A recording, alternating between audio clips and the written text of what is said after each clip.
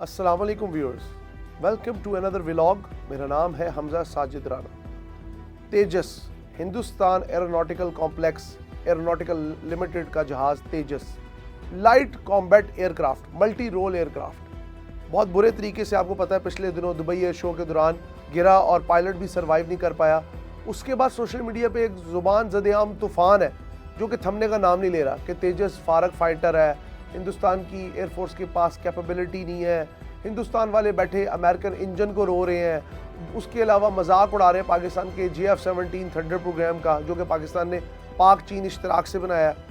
इस सब के अंदर हम सबसे पहले बात करना चाहेंगे, मैं इस तरह की फजूल बहस में नहीं जाना चाहूँगा, मैं आपको बताना चाहूँगा कि JF-17 थंडर और तेजस के दरमियान कंपैरिजन क्या है और कौन सा जहाज़ ज़्यादा कैपेबल है विदाउट एनी बाइसनेस। कि मैं अगर पाकिस्तानी हूँ तो मैं ये नहीं कहूँगा JF-17 थंडर बहुत बड़ी चीज़ है, मैं आपको सारी इन दोनों प्रोग्राम की कन्फिगरेशन बताऊँ। तो सबसे पहले हम बात करते हैं कि तेजस का जो प्रोग्राम है, इसकी फर्स्ट फ्लाइट जो है ये करीबन हुई थी जनवरी 2001 में, और JF-17 थंडर की जो फर्स्ट फ्लाइट है वो करीबन 2003 फरवरी में हुई थी। कहने का मकसद ये है कि दोनों प्रोग्रामों की फर्स्ट फ्लाइट के दरमियान 2 साल का फ़र्क है। अब हिंदुस्तान ने जो तेजस है वो MiG-29, MiG-21 और अदर प्लेटफॉर्म्स जो रिटायर हो रहे हैं हिंदुस्तान की एयरफोर्स से, उनके मुतबादल के तौर पे हिंदुस्तान का इंडिजिनस फाइटर बनाया था। वाइल पाकिस्तान ने जो JF-17 थंडर प्रोग्राम है वो मेराज 3 और मेराज 5 और F-7PG एयरक्राफ्ट जो है इनकी रिप्लेसमेंट में बनाया था, क्योंकि जब ये जहाज़ रिटायर हो जाएंगे तो पाकिस्तान के पास एक ऐसा प्लेटफॉर्म होना चाहिए जो कि 4.5 जनरेशन कैपेबल हो, फिर उसमें फ्लाई बाय वायर सिस्टम हो, फिर उसके अंदर ये सलाहियत हो कि वो जो उसका डिज़ाइन है वो आने वाले टाइम्स में उसके फ्लाइंग आवर्स बढ़ा सके, फिर वो ब्लॉक सीरीज़ पे मुश्तमिल हो ताकि उसके अंदर हम with the passage of time improvement कर सकें। अच्छा, किस्सा कुछ हुआ है कि हिंदुस्तान ने 2 साल पहले जहाज़ का प्रोटोटाइप तो बना लिया, प्रोटोटाइप की इन्होंने एक फर्स्ट फ्लाइट भी कर दी, लेकिन मसला कहाँ आया? मसला यह है कि हिंदुस्तान ने उस जहाज़ के अंदर अपना इंजन नहीं लगाया, बिल्कुल ऐसे जिस तरह JF-17 थंडर के अंदर RD-93 टर्बोफैन इंजन है which is from origin from Russia, और उसको हम चाइना के थ्रू आउटसोर्स करके लगाते। इसी तरह GE-F404 इंजन अमेरिकन सीरीज का बेहतरीन इंजन तेजस के अंदर है, जिसको पूरा इंडियन मीडिया मतून कर रहा है क्योंकि जी अमेरिकन इंजन बकवास था, अमेरिकन इंजन कैपेबल इनफ नहीं था, उन्होंने इसके अंदर को मेल फंक्शन किया हुआ था, that's why our aircraft being shot down और बीइंग क्रैश्ड। अब कहने का मकसद ये है कि सबसे बड़े तो इन बुद्धिजीवों को जो बहुत अक्लमंद की बातें करते हैं, इनको ये सोच आनी चाहिए कि अमेरिका आपके साथ ये क्यों करेगा। This is purely business, like Russia is doing business with Pakistan, so America is doing business with the India. लेकिन सोचने समझने की बात यह है कि इन दोनों एयरक्राफ्ट के अंदर इतना फर्क क्यों है कि आज JF-17 थंडर, इसके अंदर अब मैं डिज़ाइन में बात करता हूँ। JF-17 थंडर जो है उसके जो स्विफ्ट लाइक उसकी जो डिज़ाइन है, उसके जो विंग्स का डिज़ाइन है, ठीक है, स्विफ्ट लाइक डिज़ाइन है जिस तरह F-16 का है, F-15 का है और कई जहाज़ों का है। लेकिन इसके अंदर जो तेजस है इसके अंदर इन्होंने डेल्टा विंग डिज़ाइन रखा है। अच्छा, मैं इस चीज़ में एक आपको वाजे करता हूँ, जो डेल्टा विंग होता है वो हाईली एजाइल होता है, हाईली मैन्यूवरेबल होता है, और डेल्टा विंग जहाज़ों को ज़्यादा अच्छा समझा जाता है in terms of aviation industry. ये एविएशन वाले मुझसे बेहतर जानते हैं। अब मसला ये है कि एक जहाज़ अगर डिज़ाइन वाइज अच्छा है, इंजन वाइज अच्छा है, and the Indian media always bash that it is highly manoeuvrable and highly agile aircraft, all weather aircraft, multi role aircraft, then what is happening with them कि उनका जहाज, उनकी अपनी air force ने तो चलो ऑर्डर कर दिया, नेवी लेने को तैयार नहीं।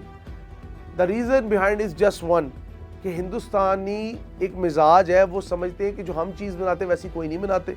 ये देखिए, ये सुनने समझने में बहुत अच्छा लगता है कि सारे जहाँ से अच्छा हिंदुस्तान हमारा, हम बुलबुलें इसकी, ये गुलिस्तान हमारा। भाई, इस गुलिस्तान के अंदर आपने जो चवलें मारी हैं, आपने जो उल्टी हरकतें की, उस वजह से आपका जहाज़ गिरा है, आपका एयर कमोडोर या आपका जो भी पायलट था वो मरा है। अब कहने का मकसद ये है कि अगर आप JF-17 थंडर का प्रोग्राम देखें, ऐसा नहीं कि ये वाले प्लेटफॉर्म से 1-2 क्रैश नहीं हुए हैं, लेकिन it is a highly sophisticated programme. फिर जो हमारी ब्लॉक बिल्डिंग अप्रोच है, आपकी भी है, तेजस मार्क 1 आ रहा है, तेजस MK2 भी आ रहा है, लेकिन कहने का मकसद ये है आपने टोटल इंडिजिनस फाइटर, आप पाकिस्तान की तरह एक तजर्बा करते, एक काबिल एतमाद भरोसेमंद पार्टनर बनाते, रशिया के साथ मिलकर एक प्लेटफॉर्म को डेवलप करते, like we did JF-17 thunder with the Republic of China. China के पास एक हाईली एडवांस किस्म की इंडस्ट्री है जिसमें चेंगहोंगडू एयरक्राफ्ट इंडस्ट्री और पाकिस्तान एरोनॉटिकल कॉम्प्लेक्स ने मिल के इस ज्वाइंट प्रोग्राम को बनाया है। अब आपको एक और चीज़ बताएं, JF-17 थंडर प्रोग्राम जो है ये बेसिकली, अगर आप JF-17 थंडर की शक्ल देखें तो ये सैबर जो प्लेन थे, पुराने सैबर फाइटर्स या MiG-21 के जो प्लेटफॉर्म्स थे, MiG-21 और F-16 की ये एक तरह की आप समझ लें उसकी एमलगेशन है। इन दो जहाज़ों का मिलाप है JF-17 थंडर, ज्वाइंट फाइटर 17। अब कहने का मकसद ये है, हिंदुस्तान ने तेजस तो बना लिया, बहुत बड़े बड़े दावे कर लिए, highly agile, highly manoeuvre, highly capable all weather aircraft बना लिए, लेकिन एक चीज़ आपने नहीं देखी, it is not the gun, it is the man behind the gun. आपके पायलट्स की तरबियत नहीं है, आपके प्लेटफॉर्म बुरे नहीं है। आपके पायलट्स की अगर तरबियत होती तो Su-30 MKI हम क्यों गिराते? अगर आपके पायलट्स की तरबियत होती तो अगर आप देखें MiG-29 और जितने भी आपके लदा प्लेटफॉर्म्स हैं, मिराज 2000, वो यहाँ पे आके दरख्तों को क्यों निशाना बनाते, कव्वे को क्यों निशाना बनाते 2019 की आपने जो अटैक किया था। कहने का मकसद ये है, आपके पास राफेल्स आए, one of the best platforms in 4.5 generation programme. They are also shot down by Pakistan J-10C, वो भी डेल्टा विंग डिजाइन है, बल्कि कैनाड डेल्टा विंग है, मोर बेटर। अब कहने का मकसद ये है कि लड़ाई JF-17 थंडर और तेजस की नहीं है, लड़ाई है उन दिमागों की जिनके दिमागों के अंदर गंद भरा हुआ है। हिंदुस्तान के अंदर जितने भी बैठे हैं, आप देखें, आप लोगों ने स्पेस में बड़ी तरक्की की है, लेकिन टू माई सरप्राइज पाकिस्तान उस वक्त स्पेस में पहला बंदा था। पाकिस्तान साउथ एशिया के अंदर जो पाकिस्तान से पहला रॉकेट भेजा गया था, रैबर 1। आपका तो स्पेस प्रोग्राम हमारे बाद स्टार्ट हुआ है, लेकिन इस वक्त हमारी स्पार्क को स्पेस में जरा नीचे है। हम चाइना के ताबूत से सैटेलाइट लॉन्च करते हैं, वाइल आप अपने सैटेलाइट खुद लॉन्च करते हैं, चाहे वो छोटे प्लेटफॉर्म है, वो कई बार फेल भी होते हैं। हमने तो कभी ऐसी कोई बात नहीं की। अब अगर आपका प्लेटफॉर्म कैपेबल नहीं है, लैग कर रहा है, कुछ चीज़ों में उसके मसाइल आ रहे हैं, मे भी हो सकता है डिज़ाइन में मसला हो, मे भी हो सकता है इंजन में मसला हो, मे भी हो सकता है आपके पायलट्स की ट्रेनिंग में मसला हो। So let's be fair, let's be honest. आप लोग जहाज़ों का कंपैरिजन बड़े मज़े से कर देते हैं, पाकिस्तान का मजाक उड़ाते हैं।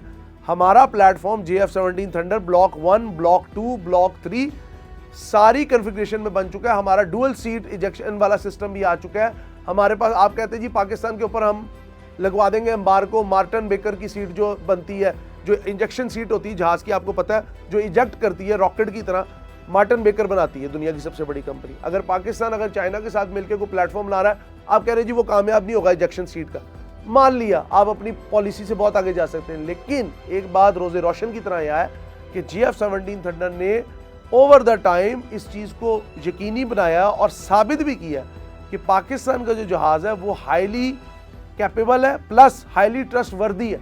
आपकी तरह नहीं कि एक एयर शो जिधर आप ऑर्डर लेने गए तेजस मार्क 1 के, वहीं पे आपका जहाज, मैं कहना नहीं चाहता, आपकी जुबान में कहते हैं दुर्घटनाग्रस्त हो गया, ठीक है। अब वो दुर्घटनाग्रस्त हो गया और वो बेचारा पायलट जल के खाकस्तर हो गया, उनके लिए मेरी बहुत मुझे दुख है। लेकिन कहने का मकसद ये है, आपका प्लेटफॉर्म स्टिल अभी इतना कैपेबल नहीं है कि वो पाकिस्तान के प्लेटफॉर्म्स का मुकाबला कर पाए।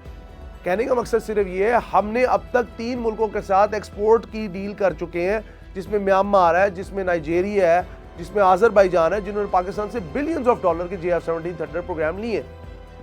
हमने डुअल सीट का भी एक प्लेटफॉर्म भी बना लिया जिसे JF-17 थंडर B कहते हैं। आपने क्या बनाया?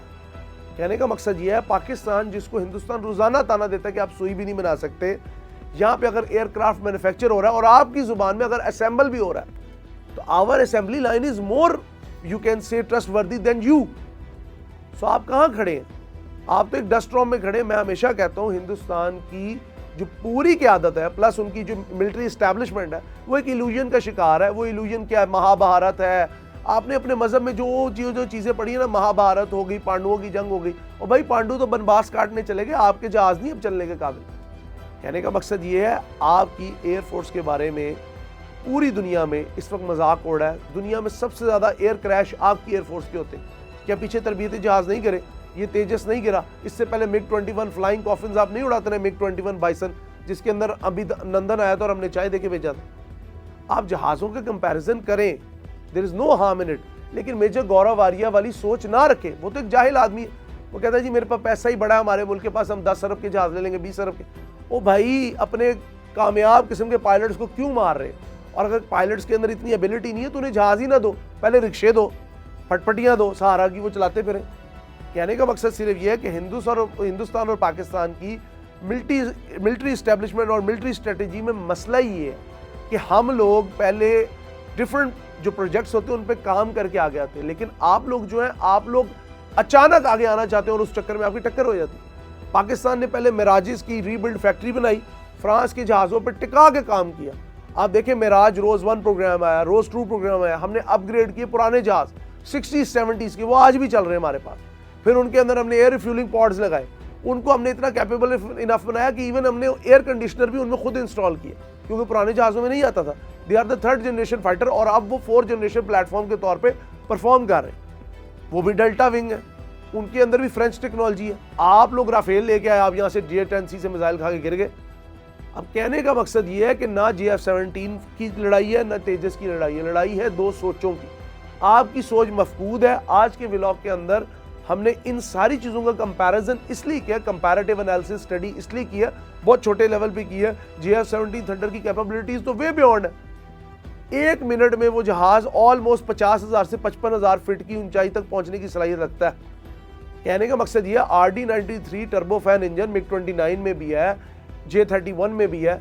एक रिलायबल पार्टनर लिया, आपने अमेरिका से इंजन लिया, ये इंजन बेहतरीन है, मसला आपकी मशीन के अंदर है। आपने कहा जी ये स्वदेशी विमान बनाएंगे, भारत का स्वाभिमान बनाएंगे, ले लें अब चाट लें स्वाभिमान। कोई एक्सपोर्ट ऑर्डर अगले 10 सालों में आपको मिलने नहीं वाला। हिंदुस्तान एयरोनॉटिकल जो लिमिटेड है उसकी सारी मेहनत पानी में मिल गई है। और पाकिस्तान एयरोनॉटिकल कॉम्प्लेक्स अल्हम्दुलिल्लाह दुबई एयर शो में हमारे पास एक और बायर आया, पोटेंशियली उसके ऊपर बातें हो रही सोशल मीडिया के ऊपर, या तो वो बांग्लादेश है या UAE है, जिसने हमसे एक और MOU memorandum of understanding sign किया on the basis of the JF-17 thunder platform. तो let's be fair, let's be honest, आप लोगों को हकीकत की आंख से दोनों प्लेटफॉर्म्स को देखना पड़ेगा। पाकिस्तान जिंदाबाद, पाक फौज पाइंदाबाद।